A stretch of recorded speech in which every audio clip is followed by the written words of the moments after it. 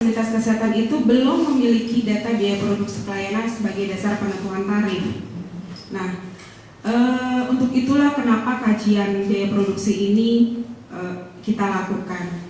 Nah, proses dari kajian ini sebenarnya sudah dimulai dari tahun 2007, tetapi pada tahun itu yang dikembangkan adalah studi normatif saja, artinya bukan berdasarkan pada pembiayaan aktual.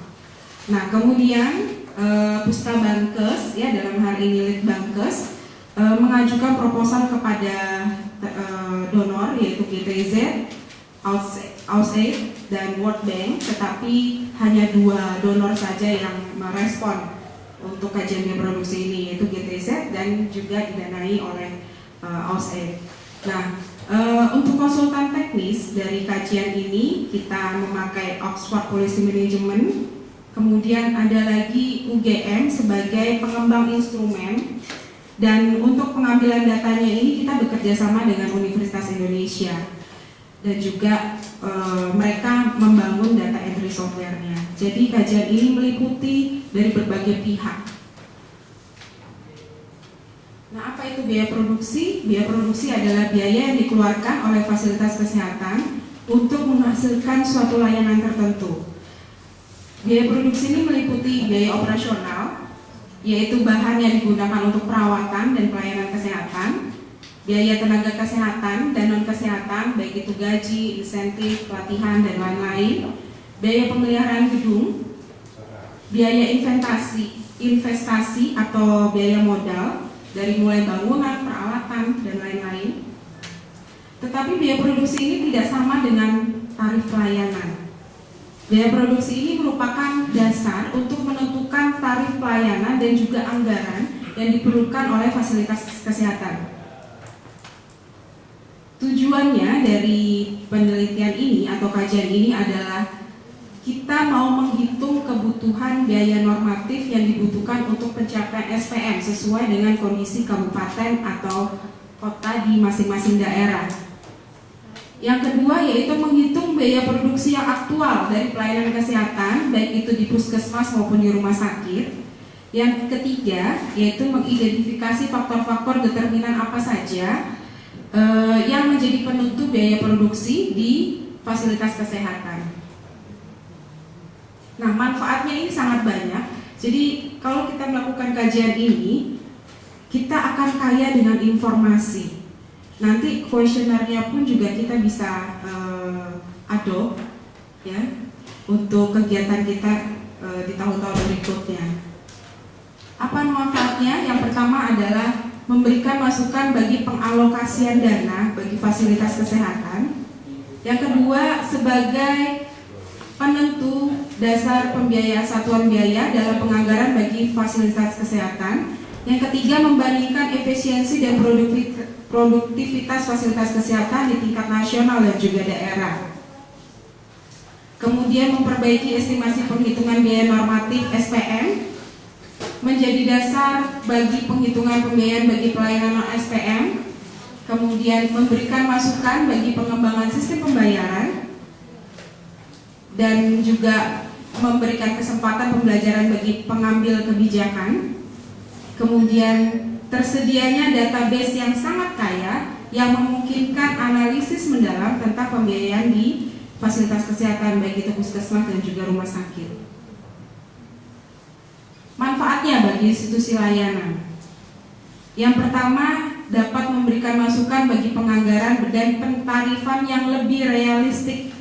Ya tadi betul seperti yang dikatakan oleh Bapak Direktur bahwa nantinya pentarifan itu berdasarkan pada nilai cost yang betul-betul real.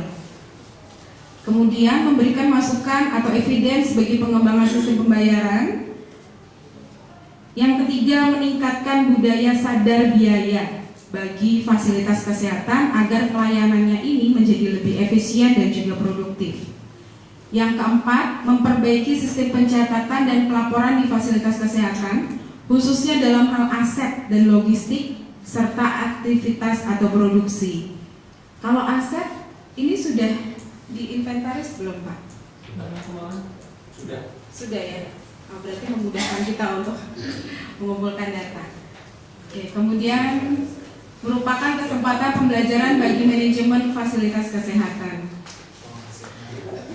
Nah, kajian ini ada 2 tahap. Tahap yang pertama itu sudah dilakukan pada tahun 2009, yaitu mengembangkan model biaya ideal atau normatif di kabupaten atau kota yang dikaitkan dengan 18 pelayanan SPM.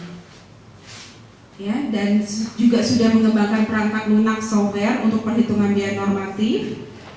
Cuman keterbatasan pada tahap ini yaitu tidak semua variabel bisa diidentifikasi dan tidak semua butir SPM dapat dihitung. Ya, jadi rata-rata semuanya berdasarkan pada asumsi. Sehingga tahap yang kedua yang saat ini akan kita lakukan yaitu adalah perhitungan pembiayaan aktual, di mana perhitungannya adalah berdasarkan cost real yang ada di fasilitas kesehatan. Pada tahap kedua ini kita akan mengidentifikasi determinan utama dari semua variasi biaya aktual dan menilai kemungkinan pemanfaatannya untuk digunakan sebagai faktor pengalokasian dana di fasilitas kesehatan. Kemudian yang kedua, membandingkan kinerja fasilitas kesehatan di berbagai daerah karena berbeda kondisi geografis ya, tingkat pendapatan ekonominya, tingkat kepadatan penduduk dan sebagainya.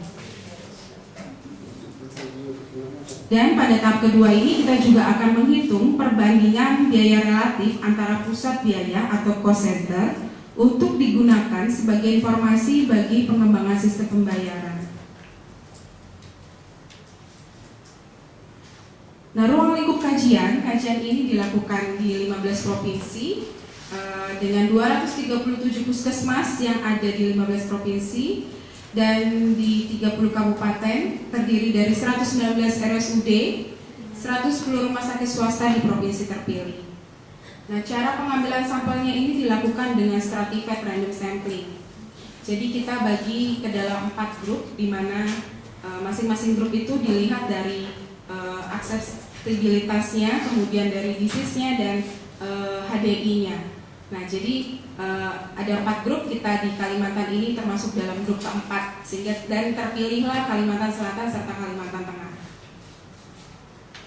Pengumpulan datanya dilakukan dengan metode retrospektif dan juga prospektif.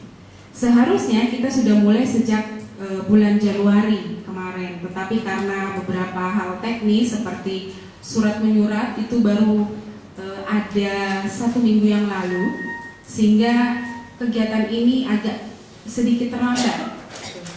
Yang memberatkan nanti adalah pada petugas pengumpul data, karena dia akan mengumpulkan dari bulan Oktober, November, Desember, dan Januari. Jadi periode kajiannya itu dimulai Oktober 2010 sampai nanti ke depannya prospektif yaitu Oktober 2011. Frekuensi pengumpulan datanya bervariasi. Ada yang 1 kali 6 bulan, ada yang sifatnya bulanan seperti gaji, dan ada yang sifatnya triwulan. Misalnya kegiatan pelatihan yang pernah diikuti oleh staf di sini. Dan juga ada yang 1 kali setahun. Nah, ini adalah daftar sampel dari 15 provinsi meliputi DI Jogja, Jawa Barat, Jawa Timur, Bali, Sumatera Utara, Sumatera Barat, Riau, Bangka Belitung, Kalsel, Kalteng, Sulawesi Tengah, Sulawesi Selatan, Sulawesi Barat, Gorontalo, dan juga NTT.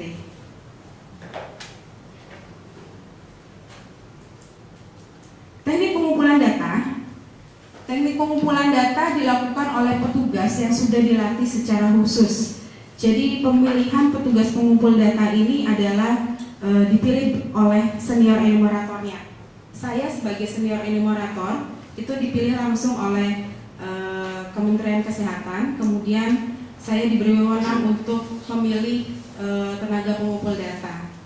Dan kebetulan saya bekerja di Poltekkes Palangkaraya, maka orang yang saya kenal adalah mahasiswa saya gitu.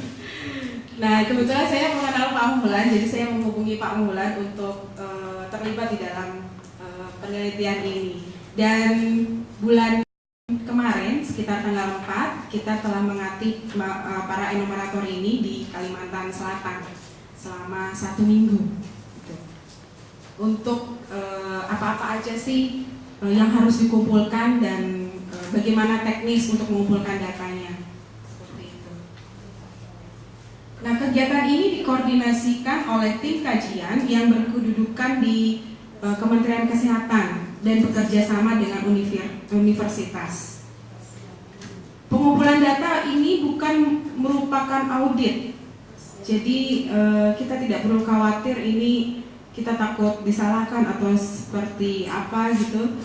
Ini adalah betul-betul murni sebagai penelitian dan nanti datanya itu bisa kita akses lewat website yang saat ini sedang dikembangkan oleh tim pengembangan websitenya. Jadi setiap data itu akan di-entry secara online, dan kita bisa lihat. Ya. Nanti ada sendiri data entry-nya. Kantor kami juga ada di Palangkaraya, yaitu di Jalan Kaimaja. Jadi di sana nanti ada petugas administrasi dan juga petugas entry data. Software entry datanya itu dikembangkan langsung oleh Kementerian Kesehatan. Jadi mengingat kompleksitas data yang dikumpulkan dan lamanya waktu pengambilan, saya mengharapkan dan saya membutuhkan dukungan bagi semua pihak, karena ini sangat terkait dengan bagian-bagian yang tidak cuma satu bagian saja, tidak hanya bagian keuangan, tapi juga bagian farmasi, bagian rawat jalan, kemudian setiap ruangan karena kita akan menghitung aset, ya. Jadi mungkin sudah dihitung, tapi kita harus lihat lagi, mungkin ada aset yang baru, gitu kan. Nah, informasi apa saja yang harus kita ambil dari rumah sakit? Saya lewati ini Dinkes.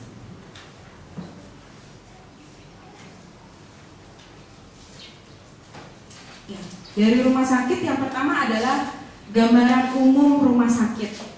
Ini dikumpulkan 1 kali saja pada awal kajian.